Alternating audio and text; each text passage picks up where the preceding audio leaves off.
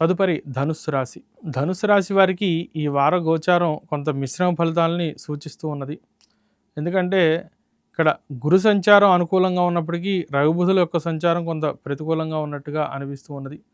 కాబట్టి అన్ని పనులు కూడా కొంత ఆలస్యంగానే అయ్యే అవకాశాలు కనిపిస్తూ ఉన్నాయి. దాంపత్య జీవితం బాగుంటుంది, కుటుంబ జీవనం బాగా అనుకూలంగా ఉంటూ ఉంటుంది. ఆనందంగా ఆహ్లాదంగా కుటుంబంతో అన్ని విషయాలు కూడా వ్యవహరించగలుగుతూ ఉంటారు. కానీ ఉద్యోగ వ్యాపార విషయాదుల్లో మటుకు కొన్ని అజాగ్రత్త వల్ల, తప్పుడు నిర్ణయాల వల్ల ఇబ్బందులు పడడం అనేది జరుగుతూ ఉంటుంది. ఆర్థిక విషయాదుల్లో బహు జాగ్రత్తలు తీసుకుంటూ ఉండాలి. దూర ప్రయాణాలు, ఉన్నత విద్యా ప్రయత్నాలు, అలాగే కొత్త వ్యాపార ప్రయత్నాల విషయాదుల్లో కూడా పెద్దల్ని సంప్రదించి చేయడం వల్ల అనుకూలత కనిపిస్తూ ఉన్నది. వారమంతా దైవానుకూలత కొరకు నవగ్రహ స్తోత్ర పారాయణ చేయడం వల్ల మంచి సత్ఫలితాలు కలుగుతూ ఉంటాయి.